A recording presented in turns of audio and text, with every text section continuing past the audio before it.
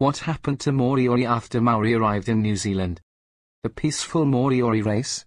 Moriori had a pacifist philosophy which Chief Nunuku-Whenua introduced to his people around the 16th century. The covenant of peace banned rank, violence and warfare. The Moriori people were the victims of a genocide and enslavement campaign by the Ngāti Mutunga and Ngāti Tama iwi from 1835 to 1863. Murder and enslavement. The Moriori were attacked and many were killed by Ngāti Mutunga and Ngāti Tama. The remaining population was enslaved and forced to do manual labor. According to records made by elders, 1,561 Moriori died between 1835 and 1863, when they were released from slavery. Around 300 Moriori were initially slaughtered, and hundreds more were enslaved and later died. Some were killed by their captors. Others, horrified by the desecration of their beliefs, died of conginge, despair. Moriori are still setting the record straight. In the early 20th century, prominent ethnographers wrongly portrayed Moriori as extinct and racially distinct from, and inferior to, Maori.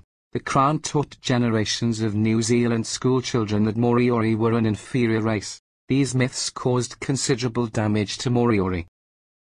In 2020, the New Zealand government signed a treaty with the Moriori, acknowledging their history and apologizing for the actions of Maori. The treaty also included the return of stolen remains and New Zealand $18 million in reparations. Today, there are estimated to be between 3,000 to 6,000 people of Moriori descent. This bill is set down for third reading forthwith. The Honourable Andrew Little. Thank you, Mr Speaker. I present a legislative statement on the Moriori Claim Settlement Bill.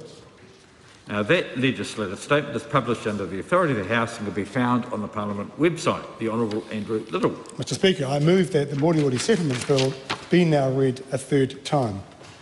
E ngā mana, e ngā re, rau ireki mā tēnā koutou katoa. Mr Speaker, I begin by acknowledging the people of Moriori today.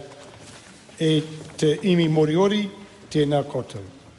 I'd especially like to extend my welcome to the Moriori representatives who have travelled to Parliament today, some from Rekohu and some from other parts of New Zealand, who are watching this final reading of their bill by live stream.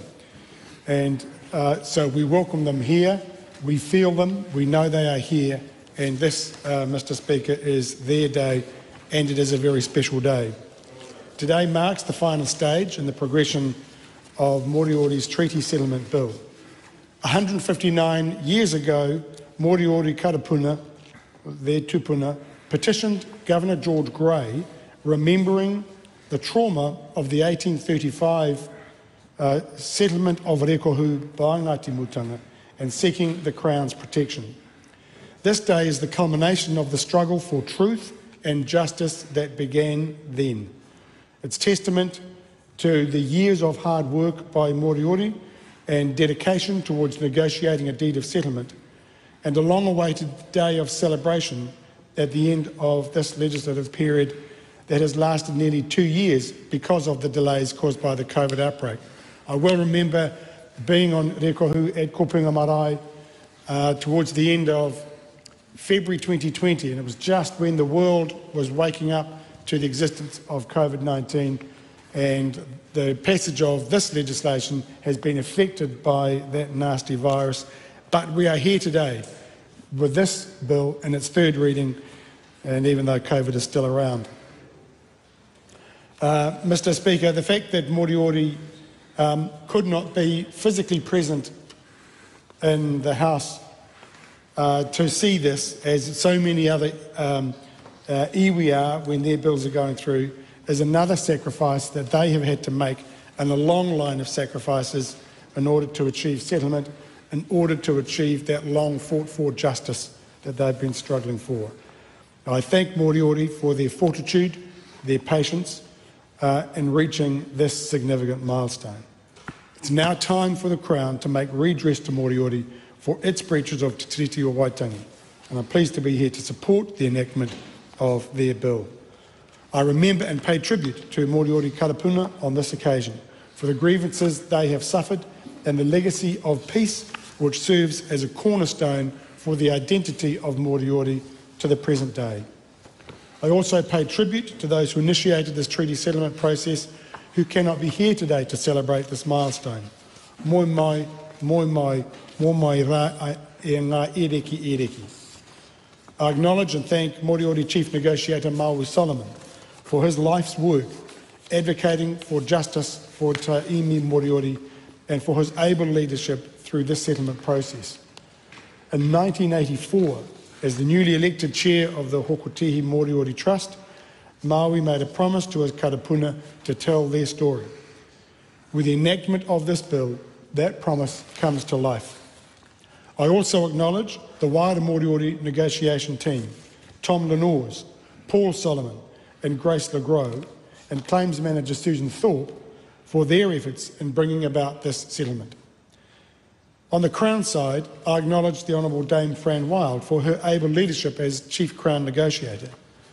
I thank my ministerial colleagues for their work and support, particularly the former Minister of Conservation, the Honourable Eugenie Sage.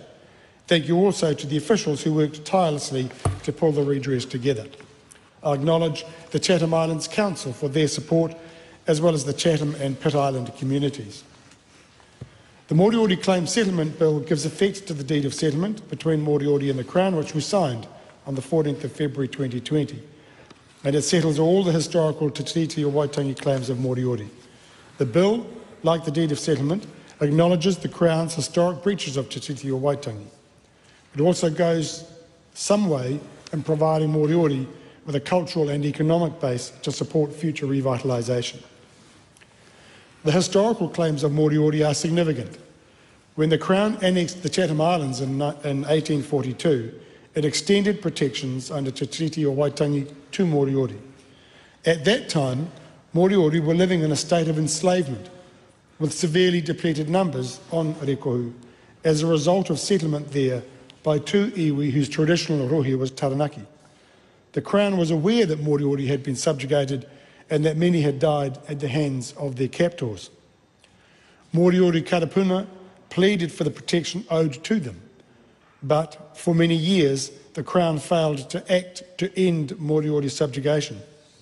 As a result, even more karapuna suffered greatly and died in oppressive conditions, including some who died of an illness known to Moriori as kōngenge, a deep despair of the spirit. In the period that followed, the Crown's continued acts and omissions eroded what little autonomy Moriori had, causing them to lose their connection to their language and culture and to suffer severe social and economic deprivation. In the late 1860s, the Crown did not consult Moriori karapuna when promoting the native land laws, nor did it devise a just solution for Moriori regarding land on the Chatham Islands following the Native Land Court's determination of land title in 1870. As a result, Moriori were left virtually landless. The tribal structures were undermined and Moriori were severed from their land, their wahichap or wahitapu, and their responsibilities as guardians and hosts. Over a period of many years, the Crown, through the Colonial Museum, collected, removed and traded koimi chakat, or Moriori human remains, from Rekohu. This was but one example of the cultural degradation faced by Moriori. By the beginning of the 20th century, Tāre Moriori had been lost as a living language due to the Crown's failure to protect it. The Crown also contributed to the wrongful stigmatisation of Moriori as a racially inferior people who became extinct, a myth which caused great suffering and hardship, particularly to generations of children of Moriori descent.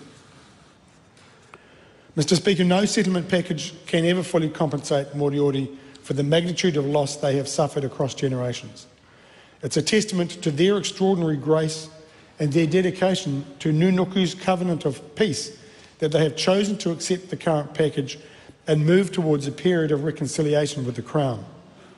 I thank Moriori. I thank them for their generosity of spirit, and I am hopeful for what the shared future holds. Mr. Speaker, the Moriori Claim Settlement Bill seeks to give effect to the Moriori Settlement Package as outlined in the legislative statement. Today is a day for looking back. and looking back at the origins of the Moriori Crown relationship, for acknowledging the past in order to fully recognise the significance of the journey since. It's heartening to see the wider effects Moriori coming to the fore in the public space we have brought. I acknowledge the renaissance of Tāre Moriori and the significant efforts of iwi to revitalise their language. In addition to the work being undertaken outside the House, the interest of members of the House in engaging with Tāre Moriori with the support of iwi, particularly during the Select Committee process, has been truly heartening. It has given me great joy in seeing Tāre Moriori being spoken in the House through this legislative process and entering formal parliamentary written records. This is an example of what the renewed relationship between Moriori and the Crown could hold. It is this spirit I'm hopeful will continue to grow with the enactment of this bill. Mr Speaker, I commend this bill to the House. Nō reira, tēnā koutou, me rongo koutou. I'm hoping every single member now understands a little bit more when they hear about the Moriori, Chatham Islands, whare kauri, kia ora. Kia ora. Ko te pātai ki whakaaetia te mōtini, koutou e whakaae ki mai ai, ko te kore kāo, ko aetia. Moriori Claims Settlement Bill, third reading. Thank you for listening. Geraint, on behalf of WhangāreiTim.